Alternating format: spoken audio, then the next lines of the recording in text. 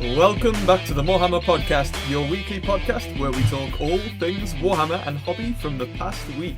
This week we react to some of the best reveals from the Skulls Festival of Video Games and ask the question, are we about to see the best Warhammer video game yet? We answer some of your community questions and we see the return of the game, How Much? How much? I am one of your hosts, Wargaming Luke, but joining me, you've already heard him, it is indeed my amazing co-host, Ben, aka 90% Geek. How are you doing, bud? Hello! Yes, I'm good. I think we may not necessarily have seen the best video game ever for Warhammer, but certainly we have seen the best chair ever for Warhammer. Yeah, we'll get onto that. Actually, I'll touch upon that as well. Pretty cool. Cool. Yeah, we are missing Simon this week, guys. He's on his holidays, so we've given him leave this week. He's mind you, he still decided to try and join. I think, didn't he? He was thinking of possibly doing it, but he was in the middle of nowhere, and signal was not a good thing. Leaning out of a caravan window trying to get signal. Yeah, so we hear. But he did not manage to make contact with the Emperor, so it's not to be. The Astronomicon's light has failed to reach him. That's it. So we'll see Cy back next week, but until then, it is me and Ben this week. But before we get into the news this week, what we're going to do from now on, guys, actually, I'll bring this up quickly, otherwise people will be like, what on earth's going on? Week to week now, we're going to do hobby updates one week and community questions the other week, so that we can actually fit in enough community questions on the week we're doing them, because especially the last month or so, we've kind of noticed that we can't fit in more than one community question. And it's the same with hobby updates. It's nice to have a bit of time to flesh that out if we want to, and have 2 weeks to catch up on. The videos end up an hour and a half long, and we still don't have time for the hobby questions. So exactly. This is a necessity. The plan was always to have these more around the hour mark, so hopefully doing that we'll certainly get that in now. But before we get into the news for this week, guys, it will just be updates, sort of housekeeping, if you like, as always. If you're on watching us on YouTube, please do make sure to subscribe. You can obviously see us with the visuals here and listen to us. But if you want to also jump over onto Spotify, we're over there. Every episode comes out. Audio only, but it's a nice option for you to have as well if you want to obviously listen on your phone, that sort of thing. It's a lot better than YouTube, unless you've got premium and stuff like that. It works a lot better. But yes, also join us over in the Discord channel. As always, me and the guys are always over there, along with a lot of the guests that we have on, a lot of the regulars that viewers on the that watch the show. And you can send in like your community question suggestions and stuff over there. It's a real fun little community. We all like to post our hobby updates over there, so please do join us in there as well. The links, as always, will be in the description below, guys, for you to join us there. But otherwise, Ben, what is it time for? And now, the news. It's weird going straight into it this week, actually. It is. It feels like we've missed something. I know. But yeah, this week, or this last week gone, guys, after the last podcast that we had, I think it was Thursday night last week, the Skulls Festival of Video Games. Yeah. Which they do every year now, I believe, updating us on what new games are to come, and also normally kind of like showing us gameplay and trailers and whatnot of already announced games. I think there was only maybe 1 or 2 this year from the festival that were unannounced, that we got as like a surprise, if you like. So, which the first of which actually we might as well start with here. So if I get it up on screen for people watching as well. This was a far more sociable hour as well compared to like the other reveals they've done. Yeah, because it was about 5 PM for us UK time. Yeah, it was like, tea time. You're able to just sit down and watch rather than have to go, oh, do I stay up till 2 in the morning? So it was much better, much more sociable for us in the UK. But the first we thought we're going to bring up kind of the top announcements, guys. We're not going to go through everything because the rest was kind of just DLC and stuff like that, because we could go forever otherwise. But one of the big games that got announced, which wasn't necessarily expected, is a sequel to Mechanicus. Mechanicus 2, they're calling it. Obviously the first game was just the Mechanicus. You played as Mechanicus. It's like a turn-based strategy game, if you like, sort of against the Necrons for the Mechanicus.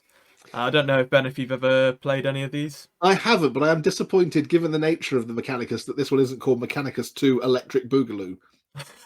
Yeah. But it looks like we're getting word with this one. Obviously, the same sort of theme returns from the last game, the same sort of gameplay. I'm sure they'll build upon it. It's more of a reveal trailer, this one, than a details based trailer. But they're I'd saying almost. that you can play as Necrons in this game, as well as the Ooh, Mechanicus. now that's So pretty that's cool. exciting. That's exciting. Have you read? There's a couple of awesome Necron point of view novel. I'm not talking about the Infinite and the Divine, because that's just a league of its own.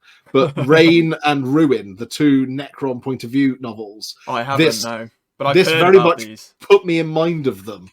The Necrons kind of being beset by the insect-like Mechanicus, Right. Okay. ravaging them. Okay.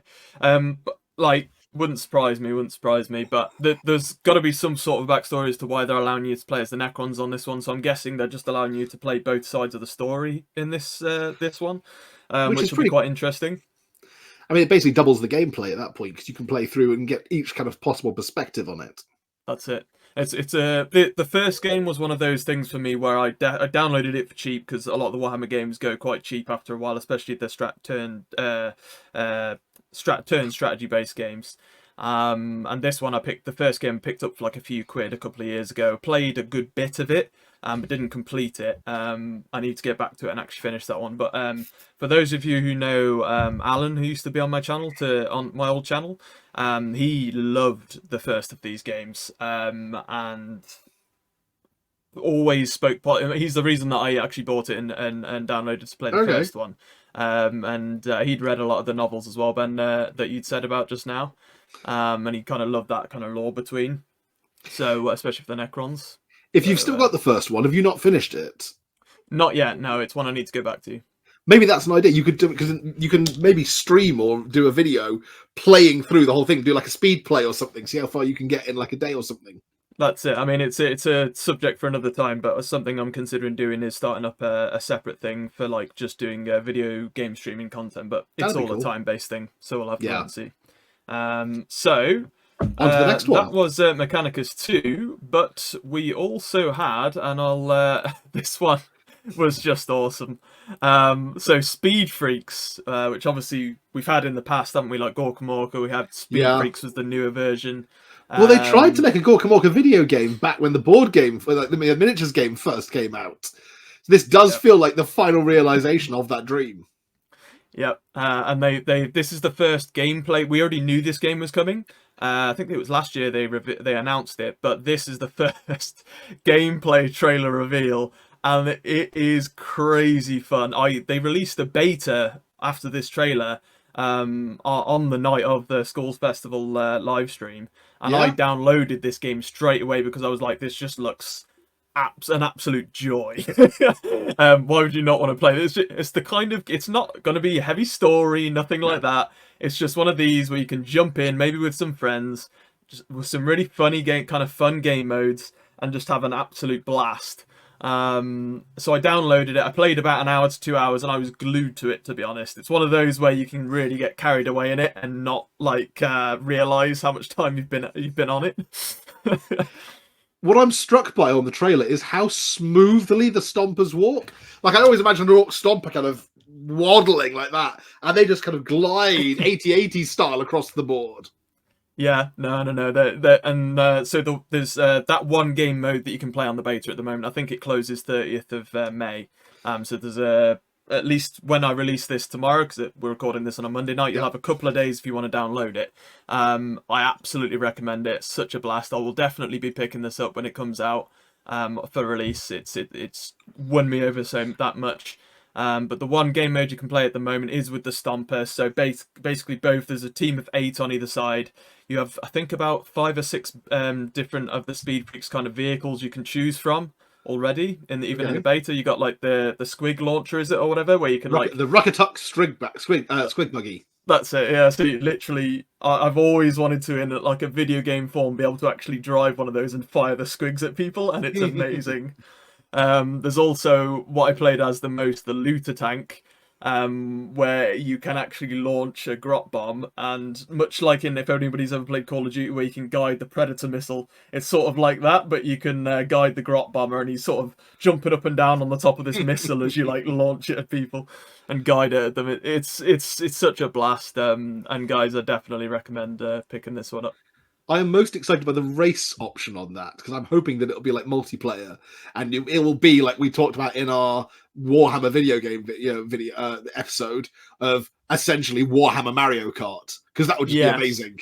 Yeah, I'm looking forward to seeing what the other game modes are, because you'd expect with it being. I can't answer this because I don't think they've said. I think it's primarily multiplayer game, so you'd imagine you're going to get different other kind of game modes to flesh it out, and they'll obviously be able to add more as time goes on.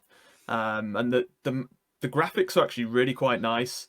That, as always, when Games Workshop are involved with getting these video games out there, everything looks fantastic to as you'd want it to look, to fit the lore, etc. So yeah, awesome. I think probably was actually my favorite reveal. We'll get on Space Marine 2 after, but was pretty awesome. One thing we will look at though quickly before we go on to Space Marine 2 stuff, because that's the main one we wanted to chat about really, was actually and this is in link with zero latency. I thought I'd throw this one in there as well. Okay. A VR Space Marine experience. Oh, so you can actually now, well, whenever this is run out, any zero latency kind of places around the country you can go to, and you'll have this experience to choose if you want to, which is really quite cool. Especially, I mean, I know a lot of guys and different people that have been on like sort of stag doos and things like that to these sort of VR experiences. If you're also like, you've got all like your Warhammer buddies and things like that, imagine how cool it is to then go to somewhere like zero latency and be able to do an actual Warhammer VR experience. that is pretty cool. Where you're fully it's the closest you're ever probably gonna be able to feel to being a Marine, isn't it? To like fighting Tyranids. So I suspect there'd be an awful lot of swearing if I was there. I'd be listening to, oh my god, don't die! Yes, Lots of four-letter words being dropped. I'll certainly be keeping an eye out for this. I mean, I'm not gonna lie, VR, I'm not great with VR. It gives me the dizziness and the kind of sickness and things. I don't know if you've tried it, Ben, before. Yeah, we've got one of the Oculus Rift goggles things, and we've got the Vader and the light. We got it mainly for like the lightsaber beach thing and the Darth Vader game that came with it. Yeah, some of the things like that I'm okay with, but some of the ones where you're moving around more, I find the headset ones, I can feel a bit sick with that, and I know a lot of people are the same. But from what I've heard, these actual experiences are, because you're moving around in more space, it does actually feel a bit better. Doesn't make you feel so sick. So I'd probably be up for actually trying this. But let us know in the comments, guys, what your thoughts are on that one. Just before we move on to Space Marine 2, because Ben brought this up before we started. Yeah, Secret Lab are doing an Ultramarine Space Marine themed gaming chair, and it's pretty epic. It's bigger than epic scale. It's life size. Yeah. I've got a very fond place in my heart for Secret Labs chairs. They're very cool. We've got Batman as an office chair in our family office. Oh, have you really? Yeah, we've got a Secret Labs Batman chair. It's extremely comfy. And I saw this and my immediate thought was, well, that's pretty blooming cool. My second thought was, I wonder if they'll do other chapters, because Secret Labs have got a habit of doing things like when they did Game of Thrones, for example, they did all the major houses from Game of Thrones as chairs. And they've, like, for DC, they've done Batman, Superman, Wonder Woman. They've done a lot of them. I think The Flash, they did a chair, maybe even Green Lantern. So there is a trend in that regard. And in terms of 40k, the opportunities are endless. I mean, just if you did the top 9, well, do the 9 main loyalist Space Marine chapters, the original 9 legions that stayed loyal, do a Xenos chair, do a Tau chair. There's all manner of different options that they could do there. And this one looks particularly cool. I love the fact that it comes with an attachable purity seal as well. That's a really nice touch. Yes, that is awesome. I did see that. That is really, really cool. It adds that little extra flavour. Yeah, it makes it more than just something you're sitting on to work, play games or do work or whatever. I was tempted the next time I'm in a Zoom meeting, you're just there, you've got like the Aquila rising above your head. Could be pretty cool. Yeah, definitely. No, so if I can't imagine these are cheap, but if no, they've gone up in price since I got mine. ever happen to have the money and I need a new desk chair and I can pump the money into a new desk chair, I'll be looking at this because it's pretty sweet. They are, no joke, they are really comfy. I mean, in terms of if you're going to be sitting down for work for an extended period, that's one of the reasons why we got one, was Yeah. during COVID, working from home. It was just an excuse to get, well, okay, this is something we're going to be spending a lot of time sat in. So, yeah. It's worth knowing for anybody who's possibly looking at it to know that they're comfortable as well. That's good. Shall we move on to the main event then? Indeed. So, Space Marine 2. What's my drum roll I'll play machine? the sort of trailer in the background as we kind of look at it. They've revealed a lot more now as well for the game. Obviously, we had Space Marine, I guess you could say 1. As you can see, I'm wearing the Anniversary Edition t-shirt. Massive fan of the first game. I think probably, and obviously it's based on opinion, one of the best we've had yet, Warhammer games. And it was one of the most begged for a sequel, for sure. And we've been waiting quite some time to get more fleshed out details on it. And God, we got another awesome gameplay trailer, but also they've revealed multiplayer is actually coming to the game with player versus player, so that's going to be 6v6, I believe, at least the one game mode that's been revealed. As you can see on screen now, 3-player co-op operations, so that's kind of like, yeah, it'll be like separate mode kind of thing for like a short campaign kind of mode playthrough with you and 2 other of your friends. I believe it's Titus is like in contact with another group of Marines sort of on the other side of the operation, and he's constantly getting updates from them on what they're doing, and that's kind of the co-op thing that you can actually do with friends, so that's kind of cool. I love the detail of the background in these. Like that shot there, the shot when they're walking out into the gantry, there's just a huge swarm of like flying rippers or something. It's so cool. It is awesome. I think after they released the first gameplay trailer last year, maybe, or year before, they said about all this stuff in the background. I think I could be wrong. I think they have their own engine that they run their games on, and it's designed, or they've at least done a second version of it, or a new version, or a new engine to like have all that mass of stuff happening in the background, so that it can actually cope with it. Being able to play as Chaos Marines as well is particularly cool. That is awesome. I'm just going to stop it there, so it kind of is on the stuff that we're on about. Yeah. But so like I say, there's this awesome engine with all these wonderful details in the background. They've said they've got this multiplayer 6v6.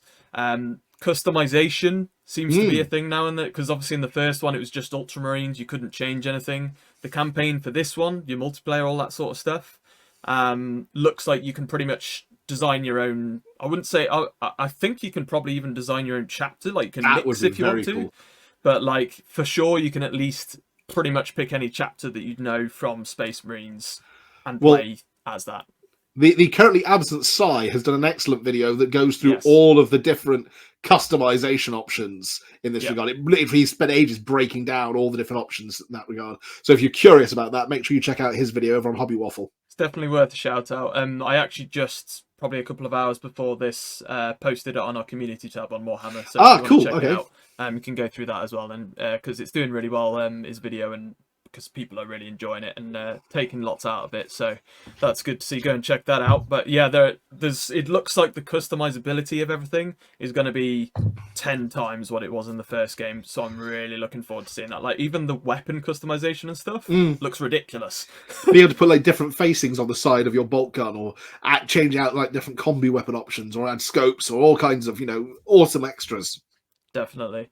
And it looks like you can play through both the narrative campaign, the co-op missions, and the multiplayer modes are all with your friends, which is always awesome. So pretty much, I mean, as you'll have seen already from the thumbnail, stuff like that, my question is going to be, is this going to be the nigh on perfect Warhammer game that we've all been kind of waiting for? The first game was very good game. People had their things that they still would like to have seen from it. People have had their worries for this one, saying, have they changed enough? Have they added enough from the first one? But after all these reveals, you're now getting a lot of people very hyped, sort of saying, is this the one? Is this kind of looking as perfect as it kind of does?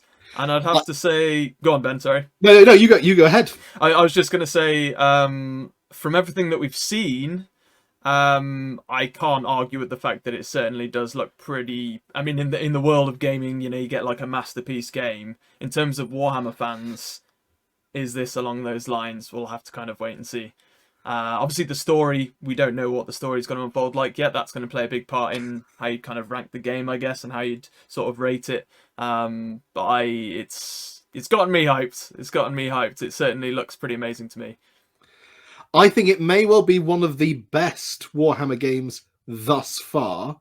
I suspect that it may eventually get topped by Space Marine 3 or by something else that delivers maybe along the lines of some of the stuff that we talked about, like a Battlefront style game. Yes.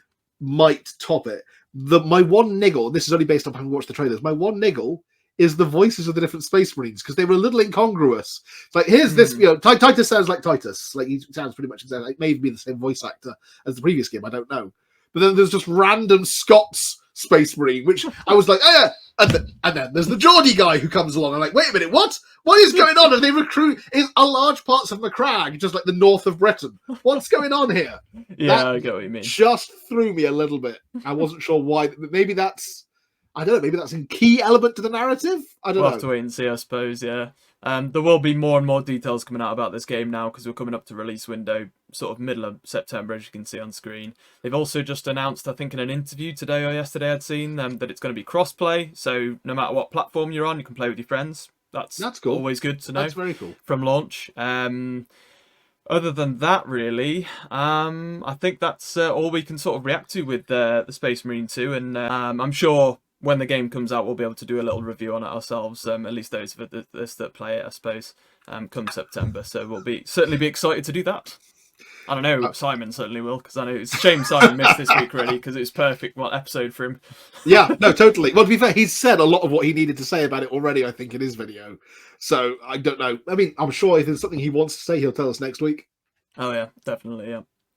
But, yeah, I mean, the only other thing to say, really, that they also did say, because one of the things in a lot of these games that I know people love, I love personally, is the scores, the music. For the games are phenomenal. They are absolutely stunning music, score tracks to them, and they have announced that there is some way you can go and stream all of it online. So I'll have to find the link and possibly post it in the comments, because I'm well into the music side of thing. I love my scores. I mean, in terms of having something to play in the background when you're playing a game of 40k or something, I always remember when I was working in the store and you've got, the atmospheric. I mean, sometimes someone's just got like the Beastie Boys blaring or something, but other times you go in there and they had these airplay cassettes, dating myself, that had, atmospheric battle music playing. And having something like the score to the Space Marine game is an amazing opportunity to have something that kind of helps you get engrossed into the setting as you're playing a game of 40k. My local club does sometimes do it. They put on like the music scores, which is kind of cool. It does kind of get you more engrossed in what you're doing and the battles and things. It's pretty awesome. When I do like a tabletop role-playing session, I like to have just a CD player going in the background. I've got a couple of different mixed CDs that I've knocked up that are just role-play music, and that really kind of helps set the theme. Although all of my players freak out when Requiem for a Dream starts playing. Yeah, exactly. No, it's awesome. Let's go down! I'll certainly be loading up the website to see what's going on with that, because I'll certainly play it during different things, maybe modelling sessions and things. Cool. So look forward to that. Otherwise, guys, everything else that was announced is kind of DLC for games that we already have, so we won't really touch upon it. But there were some pretty cool looking things. Bolt Gun got a nice, looks like it's got a big narrative DLC to come out. Yeah. I think Vermintide's getting some update. Vermintide 2, Rogue Trader. So we'll have to wait and see how those come out later down the line. To be honest, the amount of stuff that they announced at Skulls is fairly staggering. I know that it happens once a year, but it is really kind of mind-blowing how many different Warhammer video games and different kind of stuff is ongoing at the moment. Not even stuff that's happened in the past, stuff that is new or is having new content added to it that keeps it going. I think we are coming into a golden era with the video game side of things, to be honest, with Warhammer. Because I think, they're starting to pump more of the money into that side of things. Well, I mean, especially when the Amazon series kicks off and suddenly it will be like, okay, Warhammer video games coming out of our ears. Yes, it will. It will. Let's enjoy them whilst they're good, I suppose. It might become a time where there's too many and then it's like the quality's... But we'll I don't know. I've played a few that I would not class as good.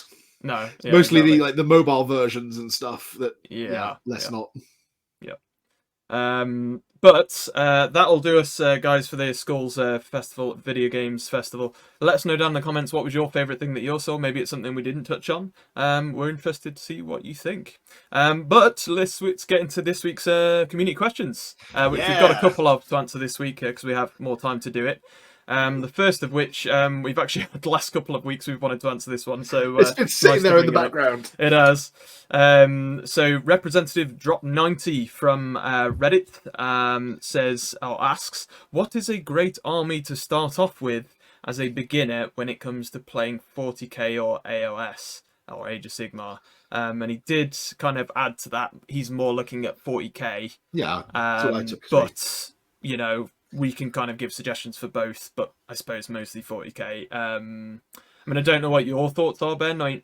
My mind goes straight to the obvious. Yeah. But if you have other suggestions, that's fine. There's a reason why they are the in every single starter box. Yeah. There is a reason why they just change the opponent for them each time. Yeah. Not only are they designed to be Games Workshop's like flagship kind of, you know, factions, so Stormcast, Space Marines, or Ultramarines usually. Sigmarines and Space Marines. Yes, exactly. But like you say, they're in starter sets, and that not only are they the flagship factions, but they're also almost like designed to be the flagship factions that people are almost meant to start with. Easy to paint, easy to build, collect, lots of variety, constant updates for both factions. I mean, in terms of once you figure out your way of painting Space Marines or your way of painting Stormcast, you can paint the whole army. Yeah. You only have to figure out how to paint one, and your army's basically done. Yeah. So, I mean, those are the obvious answers. Did you give any thought to a non-obvious answer? Not really, because, I mean, obviously I play Ultramarines anyway, so like that was my sort of main thing. And basically more just jotted down a ton of reasons as to why I'd suggest that. The only other thing I was sort of thinking, not necessarily a specific faction, but just maybe like similar low model count armies to maybe Space Marines or Stormcast. Just because I would probably say Horde armies, I would find personally harder to learn. And obviously you've got a lot more to move around whilst you're trying to learn the rules for a new game. There's a lot to take in anyway. And when you've got a lot of stuff you're having to move around and remember to do, I don't know if that would throw people off a bit, but I mean, that's just me. See, I gave it some thought, and I was trying to think in terms of, I mean, my standard question when I was working store is, okay, well, what kind of stuff are you interested in? What, you know, what's your favourite movie? That sort of stuff. You try to get an idea of what somebody's already interested in, because that will then lead. If they say, you know, my favourite movie is The Terminator, a ring, ding, ding, ding, ding, here we are, here's the Necrons. It's an obvious one. If their favourite movie is Aliens, again, it's an obvious answer. The favourite movie is Saving Private Ryan. Well, let me introduce you to the Astra Militari. Yeah. Well, it's called the Guard. But no, I'm thinking, you know, generally, if I was trying to suggest an army that was almost as easy to paint and get started with as Space Marines, I think it would be Necrons. Yeah, because they are very much, you can rattle can them, you can spray. If you want to do the most basic paint job possible, rattle can them with whatever bolt gun's called now, lead belcher, rattle can them with lead belcher, dip them in some contrast of a colour. I mean, you want red metallics, dip them in, you know, bile red or something. But they are genuinely one of the easiest ones to get a painted army on the tabletop, and they're also fairly forgiving playing style in terms of you get a lot of stuff. You know, hey, these guys are dead, but don't worry, they're coming back. Yeah, so very easy. You avoid that problem that can happen. I mean, this is something I used to encounter when you're running an intro game in the store. You don't want the person's models to die too quickly, because if they're all their experiences is I had a bunch of toys and then they died, they're not going to have a fun game. If it's I had a bunch of toys and they died, but so did my opponents, and it was awesome. And at the end of the day, it was just this amazing last stand clash between like a sergeant and, you know, a gene stealer or something. Then it doesn't matter; they've had fun. But yeah, in terms of I put my toys on the tabletop and you shoot a load of them, but that's okay because I get to put some of them back again. I think that as a beginner gives you a feeling of, okay, yeah, I'm not out overwhelmed in this. I'm not outdone. And their rule system are fairly straightforward once you get past. I mean, it's not like some armies, with Guard, for example, you've got orders, you've got all the different kind of morale upkeep stuff, Voxcasters. There's a lot of tricky stuff. You've got all the different flavors of tank. I would never have, as much as I like the Guard, I'd never suggest them as a starting army unless somebody absolutely, that was their jam, was mass infantry stuff. That's it. But yeah, I agree, and again, fairly low model count for Necrons as well, so it's easy to kind of buy into and whatnot, and yeah, I think that's a good one actually. I was trying to think of a Um, comparable version for Age of Sigmar, and yeah, I suppose you'd probably say Bone Reapers, something like maybe that, but I don't know. I don't know anybody who's looked at the Bone Reaper army Although and gone, saying that, "That's the Bone army Reapers, that gets me excited." no, but Bone Reapers are can get a bit hoardy as well, really. So Mm. it's hard to say. But yeah, let I us know in thought the my comments as well, I suppose, if you've got any suggestions for our friend who's asked the starting question. armies. Yeah, I did think Nighthaunt because again, spray white, give them a yeah, wash, yeah, but they're 'cause they're fairly easy to build. fragile. Well, they're easy to build, but they're fairly fragile. Yeah, I think for a beginner's army, you want something a little bit robust. yeah, yeah. I suppose because yeah, I mean, we might have another question at some point asked to do with more aiming at kids, and obviously, Yeah. if it's usually if you're a lot of people starting out, you want your kids to start out, and yeah, I can certainly see that's not so good for kids, but obviously something like Space Marine Stormcast, chunky models. You could. I'm tempted to do a video of how much can I might actually do this. How much can a Stormcast survive? Like we've got the big broad-shouldered ones that are now being replaced. Maybe I will do like a destruction test. Like, okay, what can I drop That's on a the really good idea. Stormcast and see what it survives? It's mine. Don't see it. As soon as you said I've got an idea, I was like, I know where this is going. Well, I was watching the Top Gear episode where they tried to destroy the Toyota Hilux, and I'm now thinking about I might just have to destroy a bunch of Stormcast. I'm now picturing, like, yeah, if you've seen has anybody seen the Simpsons movie where Homer's between like rock and hard place? You just need to put a model between rock and hard place and try out different models. Yeah. No, I'm just thinking I've got a friend who's got a jackhammer. I bet a jackhammer would destroy a Stormcast fairly well. I'll give it some thought, but yeah. Okay. Yeah. Anyway, back to the next question. Yeah. No, but I hope that helps you out, my friend. And I know that's probably fairly obvious, maybe, but if you're really clueless about the armies and factions, you're not so up to date knowledge wise with Warhammer at all, then there's your kind of suggestions, I suppose. But we'll move on to the second question that we have for this episode, and our good old SBarnet82 has one more question that we've had logged ready to answer, and it's quite a good one, so that we can have a good chat on. So I wanted to bring this one in. It's 2025. You are opening the doors on Morehammer Fest 25 or 2025. What are the 3 things each of you have made sure are available to make it a success? And I think it was a week or 2 before we did the first episode, they actually revealed the news that there won't be a Warhammer Fest this year. So we didn't actually manage to chat about that sort of thing, actually. So I thought it was quite a good question. It was 2 weeks before because I'd just finished doing a video saying, here's what I think there's going to be a Warhammer Fest this year, and here's what will make it great. And then they went, there will be no Warhammer Fest this year. Like, thanks, guys. And I think one of the last videos I did on my own as well before the podcast came on was something about that, so it wouldn't surprise me. But yeah, obviously we only have the 2 of us, Ben, on here, so I know you said 3 each, but I mean we can kind of just list off sort of what we think would be great to throw in there. Since he's not here, let's leave Sai to do the really important stuff like security and food concessions, all the stuff that you actually need to run a convention, so that we can come up with completely ridiculous stuff that you need to have fun. Yeah, that's it. I mean, I don't know if you want to rattle off one and one, but I mean, I've got a list that I can choose from. Yeah, go for it, man. I mean, one of the first things, because did it used to be Game Days before it was Warhammer Games Fest? Day! Oh, don't make me feel old. Yes, it was Games Day for like 20 years until they suddenly decided to start calling it Warhammer Fest because Games Day apparently, I don't know, didn't sound cool enough. No, I mean, where's my I'm too young to have been to Games Days more or less than really, but I mean, I was of an age, but not to go to events at the time. I'm sure you did, but I may have worked a Games Day that you went to. Yeah, but could have been, yeah. But the most people I tend to hear talk about Games Day, they say Games Day was far better. It was the kind of thing, it had more there going on, that people wanted to return to. And the problem that we've had with Warhammer Fests is that there's just 2 that, to my experience, I've been to maybe 3. I think 2 at Rico Arena and 1 I think when it was it NEC maybe? I can't remember. But Especially compared to even things like UK Games Expo, they hire a massive arena or hall and fill one corner of it, and it's kind of depressing. And I'm every time I go, I'm there like you could fill it out with so much stuff that wouldn't even necessarily be that hard to do. First of which I thought like have limited models and early releases exclusive to Warhammer Fest. Which they used to do at Games Day. You used to be able to buy stuff about 6 weeks before it was released in stores at Games Day. So clearly what we need to do when we organise more Hammerfest is we need to get like a stack of Games Workshop products. We'll get them off the back of a lorry or something, or we'll stage a nighttime burglarization of Lenton and release a whole bunch of Games Workshop stuff 6 weeks in advance.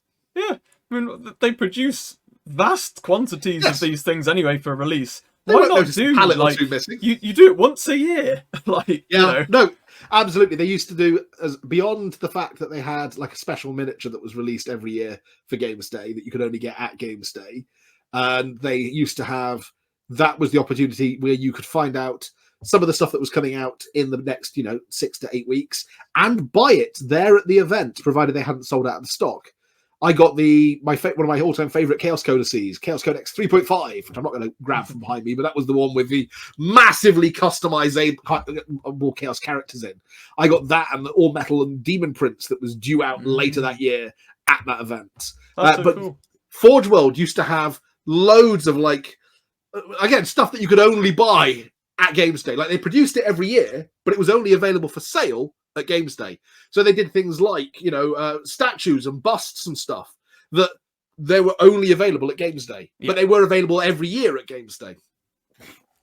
Yeah, and like you could do with books, you could do with Black Library books, a new book coming out, get the author there, doing book signings, first day release at the festival only. Yeah.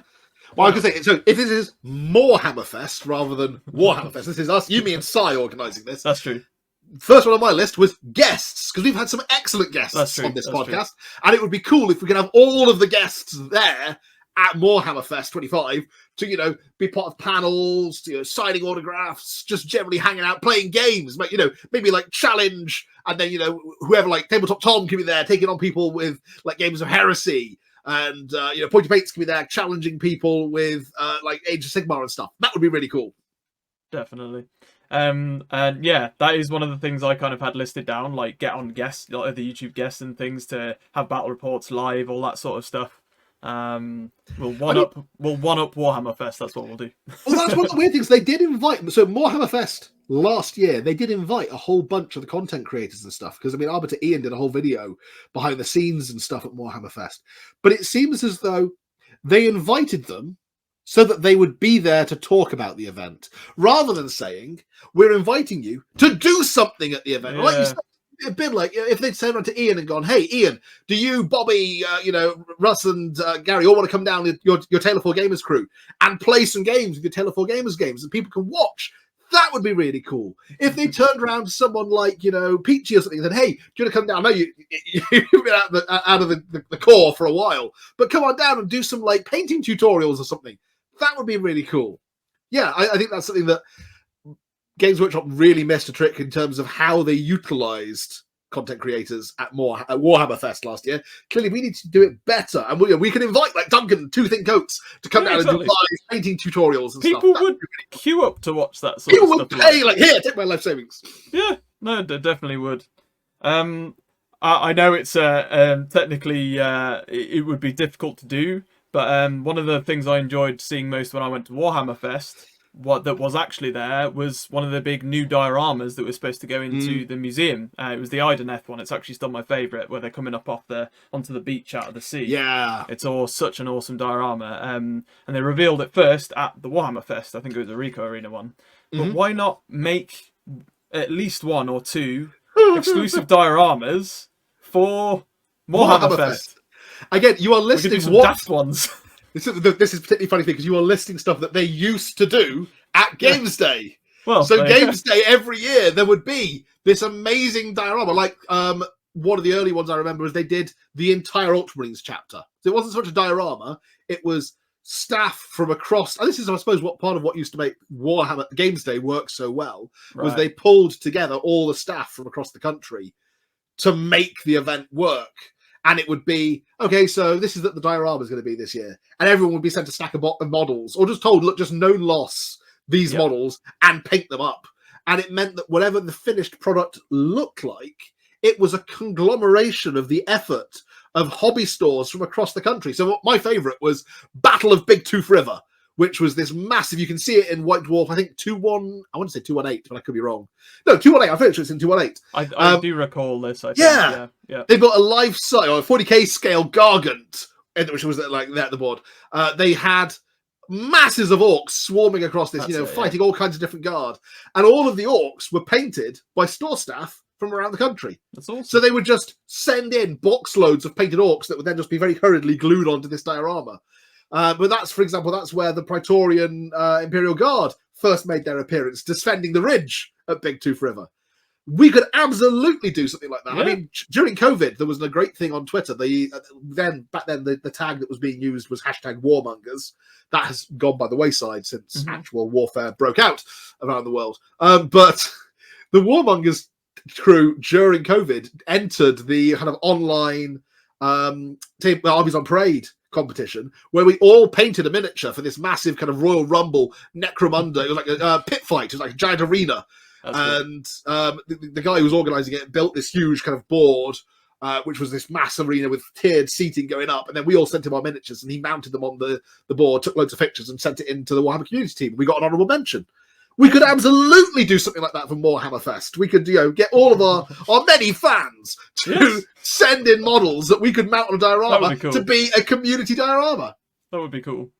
It's funny as you mentioned that about the GW stores, because I was in Manchester last week or the week before, and I happened to go. We saw the store. I popped into the store, and it's unusual you see this anymore because they don't really have the time or let them do it. But in the front of the Manchester store, just outside the Arndale Centre, they have a massive diorama in the window of a hive fleet attacking. I want to say it's Marine Blood Angels base. Blood Angels, isn't it? It is Blood Angels, and it is stunning. And they basically said we still add to it weekly, like one bit at a time. And I think all GW stores should still be doing that. And so like the Reading store did do that. I think when Soul Wars came out. They built a massive diorama in the window, and it was like whenever they had a spare moment, they would paint up like a new Nighthaunt or a new Stormcast or whatever, and just build this diorama so that it grew over the weeks. But you are talking about my old boss, actually, Paul Make It Bigger Evans, who has never met a board he didn't want to supersize. I started my very first Games Workshop that I worked in was the Manchester store, and actually Paul wasn't the boss then. He became the boss about 6 months after I joined.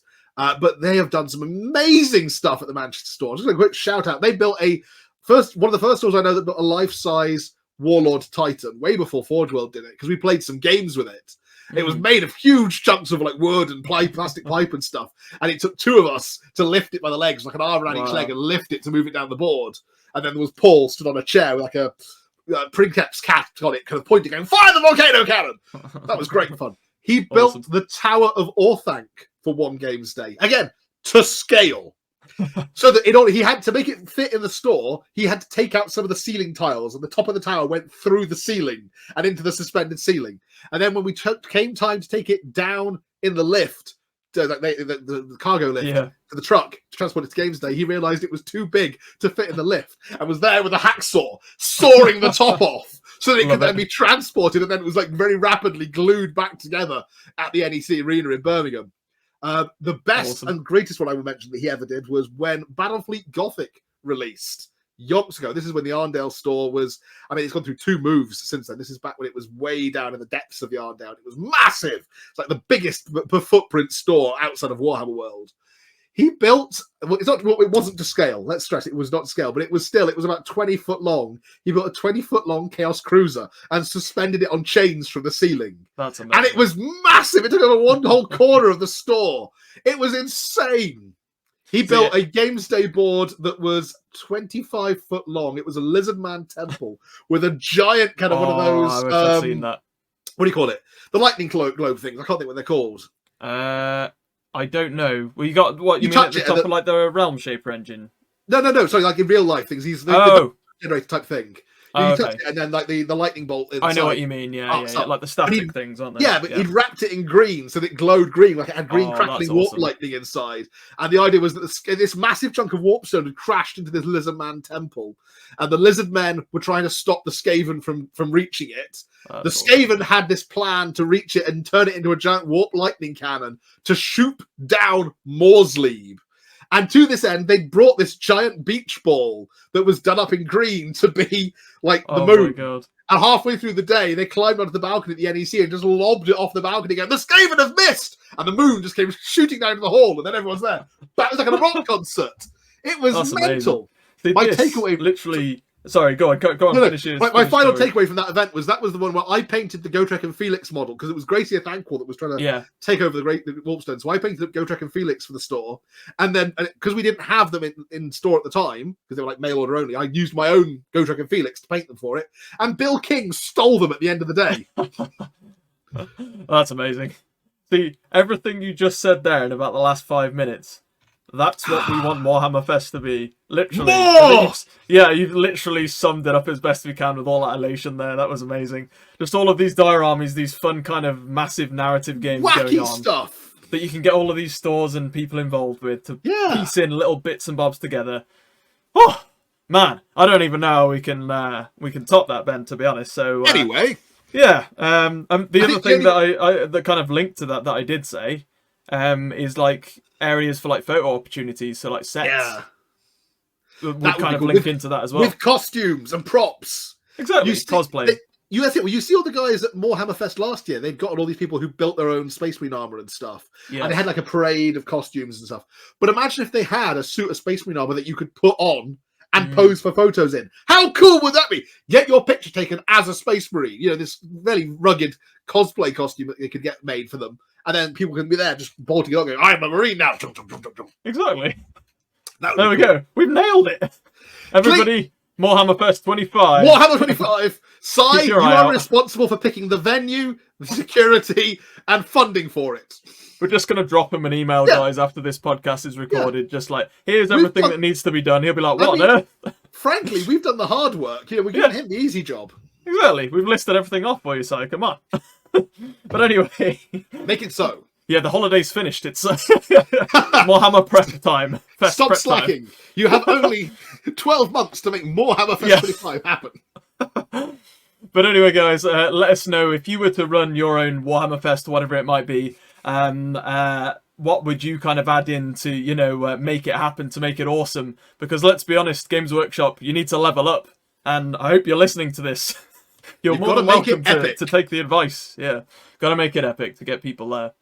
But those are the two questions we picked for this week, guys. I knew that second one would drag on, so that was awesome.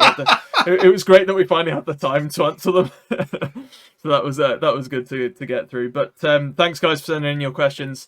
If you do want to send in questions, guys, jump into our Discord. You can leave comments on the videos. Give us a topic. Give us something, fun questions and whatnot to chat about. You can jump over onto Reddit, into the Warhammer Reddit. I always take some off of there as well. The different Facebook groups that we're in, definitely would love to see more. Yeah. But we'll go on to now, this week, Ben, with only the two of us here. Obviously, we haven't got Si here. We said we'll mix it up a little bit. No 20 questions this week. And we'll leave another week for you guys as well to send in more suggestions, because we are running low on them anyway. So if you guys want to send in more Warhammer 20 question suggestions, email me, wargamingluke@gmail.com. Get me some more in, guys, and then we can get back to 20 questions. It'd be good to have some more. But, Ben, it is time for the return of How Much? How Much? And if you guys didn't know, we played this in episode 2, I think. It's been a while. Last time. Yeah, it's been a long time coming back. But because we've got more time to do it now as well, it's great. Yeah. So, the way this game works, guys, if you haven't seen us play it before or listened to us play it before, we usually, with three of us, at the very least, when we've done it with Si, we pick off of eBay, new usually, but it can be used, sort of vintage, or like whatever, box sets or models, armies, whatever it might be, for Warhammer, and we kind of have to predict sort of what the price, or estimate what we think the price point is, or get as close as we can, or as miles away as we might, from the price point. So whichever one of us comes closest to the price of the other's Yeah. chosen item from eBay will be the eventual winner. So it's a That's head-to-head in that regard, I suppose. So we've got 3 each, Mhm. and what we'll do, we'll do 1 each, and whoever comes the closest out of those that we select against each other, will get the point for that round. So let's see how this goes. The first up will be one of my choices, and I've got to get up because on my phone I have the list. And then how much they actually are, because Ben can't know for this one because he's guessing. So what we have for those who are listening, we have a Citadel Miniatures Vintage Warhammer Chaos Dwarf Lord on Great Taurus. Still in the box! Still in the box, Slight new. damage there to the box, it looks like, on the right-hand side. Little bit, possibly on the right, Looks like someone's maybe put a finger through the box or something. Although I will say, take some value off. for other ones that I've seen are fairly similar in price. So shouldn't be too far off. But Ben, how much? Chaos Dwarves, they are cool. And you don't see the Taurus that often. You tended to see more of the Lamassu online. I am going to go for £350. Okay, 350. Shall I wait to reveal it until we've done yours, or shall I reveal it? No, go ahead. Let's let the audience know how close I've gotten or how miles off I am. 130. So not quite as much. Oh wow, that's a bargain! Quick to eBay. Really quite good. So 130, and what would your actual guess? 350. 350. So yeah, 350. So I am a good. I'll write down so I've got what it was for round 1, and then we'll go on to Ben, your first choice, or at least the one I've got lined up for you anyway. Which is up first. Which is. Funnily enough, I mentioned them earlier. This is the Games Workshop 40k Imperial Guard Praetorians, or the Praetorian 24th limited edition box set that came out just after Big Tooth River. In fact, it says on the box, as seen at Games Day 97, Battle for Big Tooth River. The box looks slightly roughed up, but it is otherwise complete with everything still in its blister packs. Yeah, this is a tough one for me. God, I mean, I'm gonna. I have to ask the question, Luke. How much? How much? I'm gonna guess around what you've just asked me. Actually, I'm gonna say 350. Could be more. That's my guess. 350. You are a little bit out. Oh. Insofar as it's £1,409 and 22 pence. I'm just a tad out there, yeah. Okay, so round 1 goes to Ben, to say the least there. I thought I was going to be a mile out. My life. I did not think that would be worth over £1,000. That's incredible. That's the one thing I love about this game, is just you wouldn't believe how much some of this stuff is. And let us know, obviously, join in and follow along in the comments, guys. Let us know how close you came to some, or how far away you came to some of these. Make me feel a bit better about myself. That's round 1 goes to Ben. It does. But we'll move on to my second choice, which is Blood Bowl, the first edition, as far as I can see, box set. So I think actually this isn't first edition, because first edition came with like the cardboard. Well, it came with the polystyrene pitch. Okay. I think this is the re-release. So this is third edition, I think. Was it third? It was the big re-release. I get confused on Blood Bowl because there were a couple of early editions that I'm not completely clear on whether there was 2 editions before this or 1 edition before this. So this is second or third edition. Fair enough. It's the awesome one with the yellow cover with Morgan Thorg on the cover. This is Griff Oberold. I've got this on a T-shirt. This was the first edition of Blood Bowl that I bought. And definitely one of the older editions, anyway. Let's put it that way. It is. And I didn't find many of these on my eBay either. No, especially not still shrink wrap. I mean, that is basically mint. Yeah, like that could have come off the shelf at Games Workshop yesterday. So Ben, how much? How much? Oh, it's got to be a goodly amount. I'm going to go 560. So you've guessed 560. It's £999. Whoa! So, okay, so crazy, I'm a little bit out. I'm £439 out. Indeed.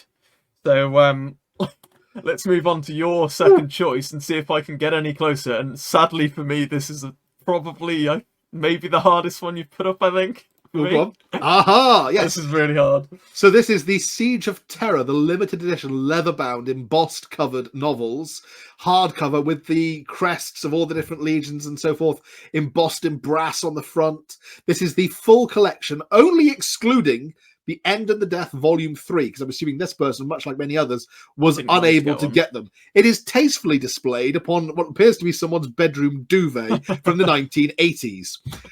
Yes. So, Okay. Luke, 9 books, limited edition, completely out of production, never going to be produced in this manner again. How much? See, I have no idea with books how much. I know these are going for a decent bit because I know how much I mean, I know it was the last one, but I saw how much some of the last ones were going for on its own. Quite possibly the reason why this collection is incomplete is because no one could afford to buy the last one. Yeah. When I first saw that you were going with this one, my inclination was to go with, okay, there are 9 books, but the first is possibly worth the most, I'd imagine. So maybe on average, I'm going to go for maybe something like between the 50 to 100 range per book, but I could be way off. So I'm going to guess 900. 900. £2,000. Oh, it hurts. It does.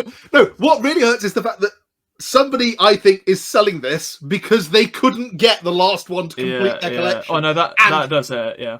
It must just be like the gap glaring at them on the shelf couldn't be borne anymore. So I went with the logic of about 100 per book average, but really it's about 200 average. I was just saying, I think some of them it's 200 to 300 average. So, yeah, that's incredible. Wow. So, Ben, you do win round 2 as well. So you win overall out of 3, but we will do round 3. Can you carry the third round? Can you at least get one? Yeah, what's the word for it? A nice take from the third round, I guess, at least from the game. But my last choice is a vintage Doom of the Eldar Warhammer 40k board game, Games Workshop Tyranids. So, sorry, Ben. As much as I loved the other 2 you put up, this would be the one that I would be most tempted to bid on eBay. Oh, really? So you might have more of a clue then. No, I have no clue. I've never even been looking for it. But when I saw it, I was like, "Oh man, I never got to play Doom of the Eldar.